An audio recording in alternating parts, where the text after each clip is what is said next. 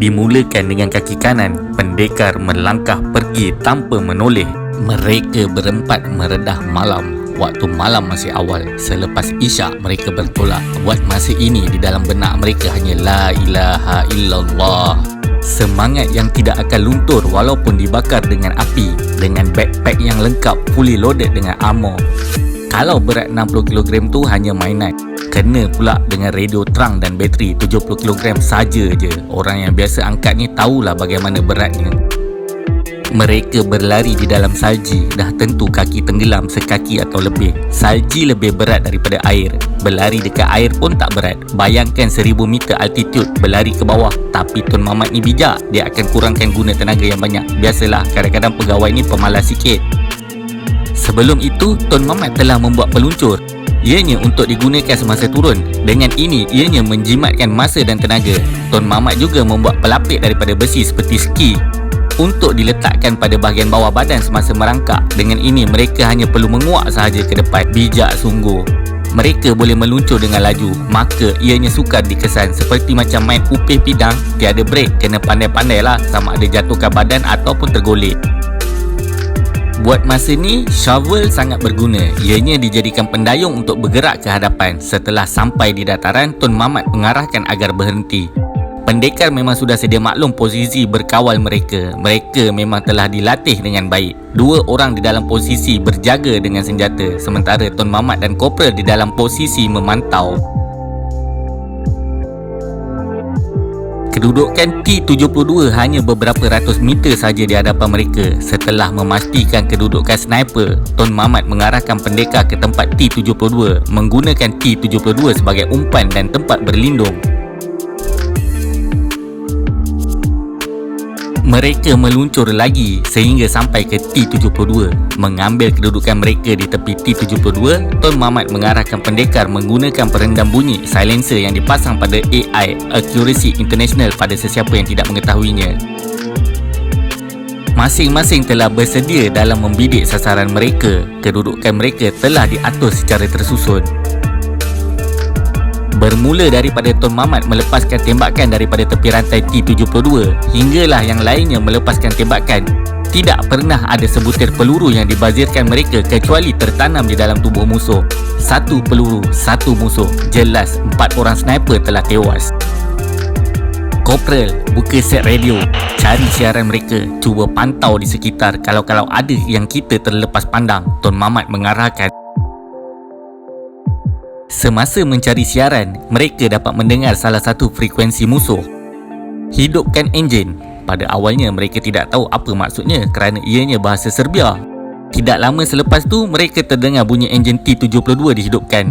Turret T-72 ke kiri dan ke kanan. Lampu pun dinyalakan. Masa itu masing-masing mencari blind spot T-72 untuk elakkan daripada dikesan.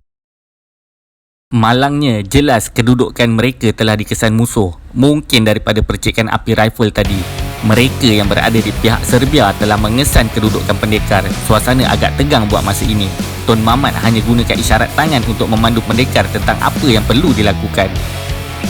Kopral sedar itu adalah isyarat untuk merampas T-72. Mereka menyelinap kiri dan kanan, melarikan diri daripada lampu untuk mengelakkan daripada dikesan. Hampir setengah jam mereka melarikan diri ke kiri dan ke kanan. Kemudian terdengar suara orang berbual sesama mereka. Tidak lama kemudian mereka terdengar bunyi. Suatu kesilapan besar yang telah dilakukan oleh pihak tentera musuh. Tun Mamat menunjukkan isyarat mulut ditutup dan lepaskan bom asap ke dalam T-72. Kopral dan lainnya hanya mengangguk dan bersedia untuk melakukan. Sementara itu, Tun Mamat telah menyediakan tali tangsi untuk menjerut mangsa. Kesilapan mereka kerana membuka hatch. Apabila keluar kepala seseorang, Tun Mamat bertindak pantas dengan menjerut leher operator T-72. Sementara itu, Kopral terus membuang bom asap ke dalam T-72. Berkepul-kepul asap di dalam T-72 itu. Kedengaran pula suara orang terbatuk-batuk. Manakala operator yang terjerut tadi hanyalah separuh badan yang terkeluar. Kakinya tergapai-gapai, tangannya pula meronta-ronta menarik tangsi yang dijerut, mencakar-cakar dan badan menggelebar seperti ayam yang telah disembelih. Tun Mamat teruskan juga menjerut menggunakan seluruh tenaganya. Setelah hampir 5 minit, badan musuh mula mengeras, terkejang dan terkaku. Sementara itu, suara yang terbatuk-batuk tadi sudah tidak kedengaran. Kemungkinan mereka telah pengsan kerana terhidup asap yang banyak. Setelah menarik musuh yang dijerut tadi, Tun Mamat mengarahkan menembak ke dalam ruangan T-72 pula. Ianya sebagai langkah berjaga-jaga supaya tiada insiden yang tidak diingini berlaku. Mereka telah mengambil masa di dalam sekitar 20 minit untuk memastikan ruangan tadi bersih daripada asap dan tiada yang cuba keluar. Pendekar telah masuk ke dalam ruangan T-72 membawa keluar mayat-mayat yang berada di dalam. Ada 3 orang kesemuanya. Sementara itu jelas kedengaran di dalam radio. Bahasa yang tidak difahami oleh kerana tidak dapat memahami bahasa tadi, mereka hanya berdiamkan diri. Sebenarnya, ini ialah pengalaman pertama Tun Mamat dan anak buahnya menawan T-72.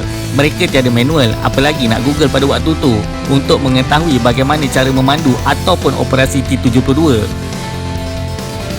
Tun Mamat bertanyakan kepada Kopral, "Awak tahu ke nak memandu benda ni?"